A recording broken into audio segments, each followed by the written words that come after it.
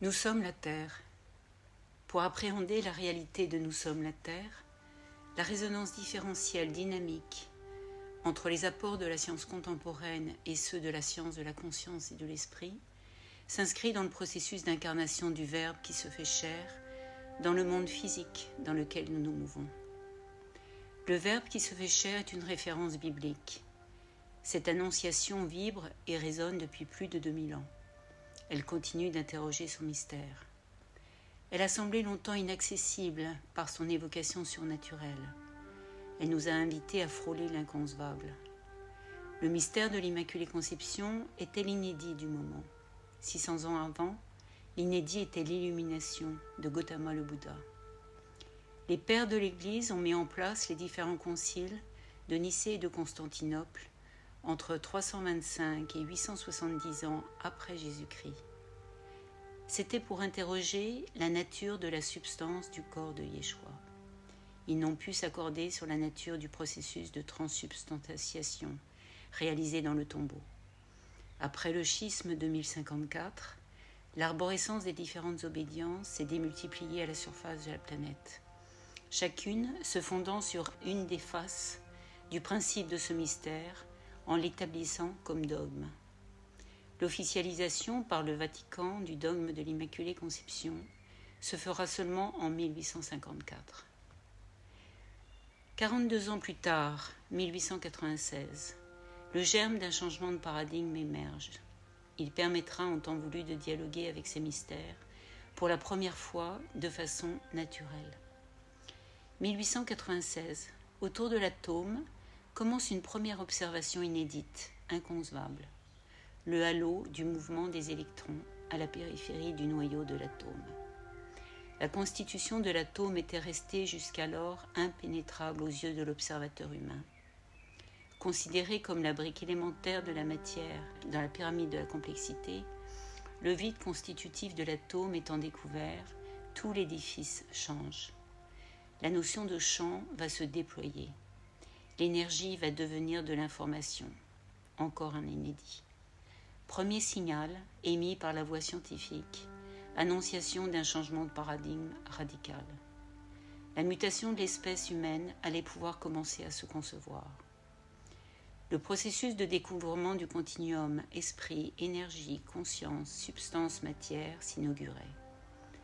C'était le tout début d'un long chemin de mutations successives. Nombreux sont ceux qui interrogent les changements structurels de nos sociétés. Beaucoup moins nombreux sont ceux qui dialoguent intimement avec la mutation de notre substance biologique.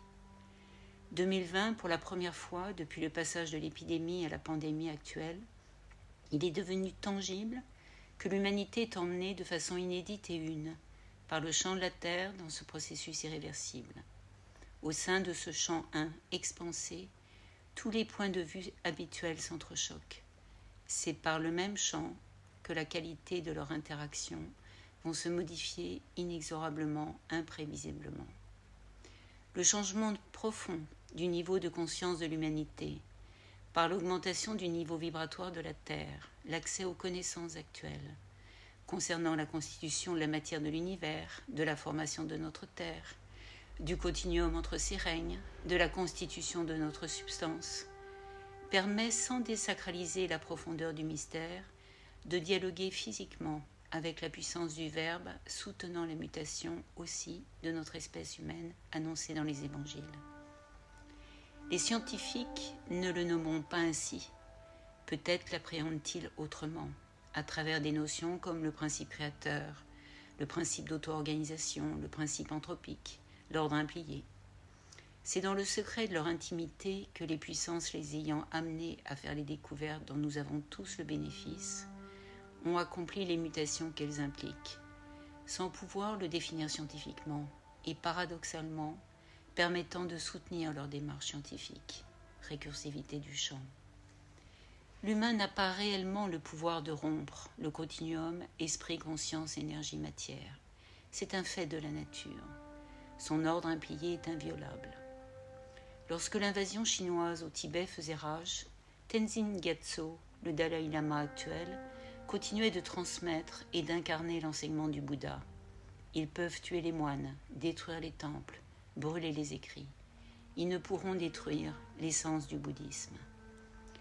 Depuis son apparition, l'humanité interroge le mystère de son origine et de l'origine, par de multiples voies, magiques, symboliques, spirituelles, ésotériques, philosophiques, religieuses, scientifiques, artistiques, bien d'autres encore, et aussi tout simplement à travers chaque acte de la vie quotidienne. Chacune de ces voies est soutenue par sa vérité secrète d'être. Chacune de ces voies permet d'explorer une phase du réel. Lorsque nous commencerons à les laisser simplement coexister dans le champ fondamental de résonance différentielle qui nous unit et nous interconnecte, nous commencerons à devenir les tisserands de notre appartenance à la terre, son ciel et les ciels. Autant de personnes que de façons d'interroger le mystère. Aucune ne détient la vérité absolue. Chacune a une façon unique et singulière de l'incarner.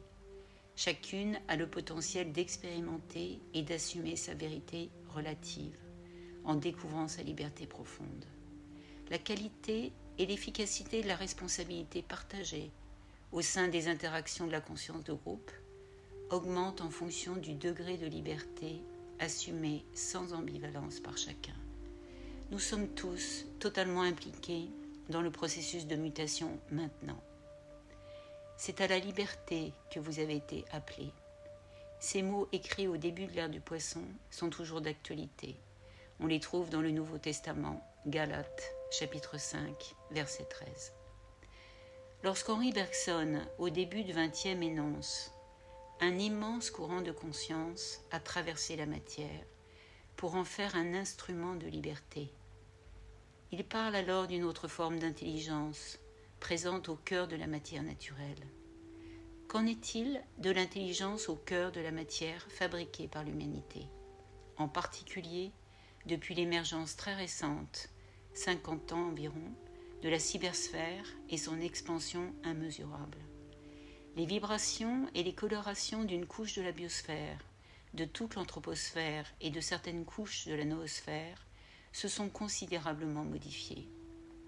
Que faut-il pour que les avancées technologiques contribuent à l'émergence d'une humanité libre et responsable, en alliance avec les lois naturelles? Cela dépend non seulement de ceux qui la produisent, mais de chaque utilisateur qui l'exploite. Nous sommes tous responsables. En 1974, le principe anthropique s'est imposé dans un certain courant scientifique. Une voie nouvelle se confirma, celle des tisserands de la sphère de la complexité. Contemporains de Bergson, Teilhard de Chardin et Sri Aurobindo, sans le nommer principe anthropique, ont également singulièrement ouvert cette voie dans leur chair, conscients et reconnaissants de la mutation de l'espèce humaine. Les fils de ce tissage sont les fils de la conscience universelle, autre façon de parler du son et de la lumière, ayant tissé la matière atomique, organisant notre substance biologique. Énergie pure, information pure, qui libère l'humanité de son ignorance antérieure, de l'obscurantisme dans lequel elle peut encore tourner en boucle, par habitude. Ortho implique la notion de rectitude, de rectification. Soni, de réceptivité à l'information énergie-conscience qu'est le son akashique. Avec Nous sommes la Terre commence un processus de découvrement, pas à pas, au pas de la rotation de la Terre sur son axe, inscrit dans la courbure de son appartenance à l'espace-temps de notre système solaire.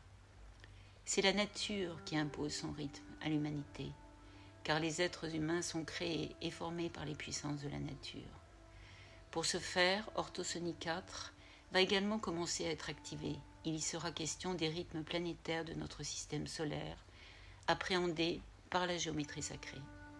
Ces rythmes conditionnent notre capacité à accomplir ce tissage en conscience, en patience, en humilité et en efficacité.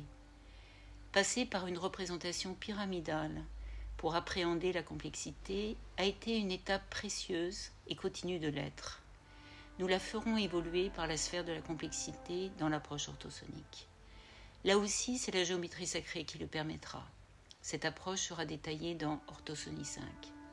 Orthosonie 6 sera consacrée à l'évocation du processus de transsubstantation, expérimenté par Sri Aurobindo et Mira Alfassa, nommée la mère, nommés par eux processus de supramentalisation, accomplis dans les corps incorruptibles, celui de Bernadette Soubirous entre autres, expérimenté actuellement par de nombreux anonymes qui vivent consciemment dans leur chair ce processus de mutation.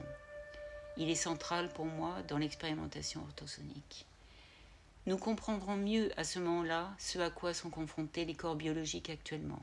Chaque jour, de nouveaux symptômes apparaissent en présence du Covid. En deçà et au-delà de sa présence, certains de ces symptômes incompréhensibles, avec les clés connues du savoir médical, invitent les personnes atteintes, le corps médical qui les accompagne admirablement, et chacun d'entre nous, à dialoguer avec la mutation de notre substance biologique. Cette mutation est en train de se faire reconnaître. L'épigénétique dialogue déjà avec elle. La médecine va pouvoir continuer d'opérer son changement de paradigme. Comme tous les autres métiers, celui-ci est aussi en train d'être modifié. Que chacun prenne la responsabilité du changement dans son propre champ de cohérence, de son champ de compétences. Je ne suis ni médecin, ni physicienne, ni chimiste, ni biologiste, mais depuis l'enfance, j'ai été amenée par la conscience à établir un dialogue intime avec le mystère de la condition humaine, sa constitution physique et son inscription dans l'univers. C'est la raison profonde pour laquelle je suis en forte résonance différentielle avec ce qu'évoquent et éclairent les travaux de ces chercheurs. Le tissage, en se faisant par le corps, pondère certaines dérives de modélisation chères au monde de la production. Nous éloignons trop de notre nature profonde. La modélisation est utile pour soutenir la créativité de groupe et faire émerger l'intelligence dite collective à partir d'une épure minimaliste, laissant le plein pouvoir à l'intelligence du vivant pour la mettre en œuvre. La capacité à modéliser est précieuse et sert le processus de l'humanité lorsque son utilisation est temporisée par les coûts de son impact dans les corps, qui sont les régulateurs les plus puissants de la conscience réflexive humaine. Nous pouvons proposer une modélisation par le biomimétisme pour humaniser le monde de l'entreprise. Encore faut-il que les personnes au sein de ces entreprises se reconnaissent elles-mêmes comme des êtres réellement vivants en mutation. L'arrêt imposé à l'humanité, apparemment par la crise sanitaire, depuis quelques semaines est un signal fort de la nature, envoyé à chacun et à tous. L'incertitude autour du processus de déconfinement vient du mouvement de l'autorégulation avec lequel l'humanité va devoir faire alliance. Ce mouvement dans le champ propage des ondes. L'ajustement permanent qui s'opère ainsi nous fait découvrir l'intelligence transitionnelle. Chacun et tous, nous sommes invités par le champ de la conscience qui s'éveille à la responsabilité et à la liberté de se laisser réajuster par ce processus naturel. Mandela est resté confiné 27 ans. Il s'est libéré, au sens bouddhique et christique du terme. Il a compris que l'humain n'avait peur que d'une chose, peur de la lumière qui le constitue, peur de l'accomplissement de cette lumière en lui, dans sa chair. La conscience politique engagée qui animait Mandela, Gandhi, Sri Aurobindo s'est modifiée au fur et à mesure en se spiritualisant. Ils sont devenus des guerriers animés par l'amour, en tissant avec la lumière de la connaissance des formes pensées novatrices dont le pouvoir opératif dans l'incarnation est incontestable. Ce sont des êtres humains comme vous et moi, tissés avec les fils de la lumière de la conscience et faire le chemin d'apprivoiser notre véritable nature, d'oser incarner notre lumière. Elle est présente à tous les niveaux d'organisation de la complexité de l'univers. Cette voie naturelle est potentiellement disponible à tous maintenant, à chacun de faire le pas, si ce n'est pas qu'il doit faire, lorsque ce pas est mis en mouvement par le vrai pouvoir de la nature de façon imprévisible. Si chacun s'éveille à la perception qu'il est agi par ce vrai pouvoir, nous réaliserons que nous œuvrons tous ensemble, non par interdépendance, mais par interconnexion naturelle. Le mot complexité est passé dans le langage de la vie quotidienne, c'est aussi inédit. D'inédit en inédit, nous entrons dans la voie des tisserands, à tous les niveaux d'organisation aussi de notre civilisation terrestre.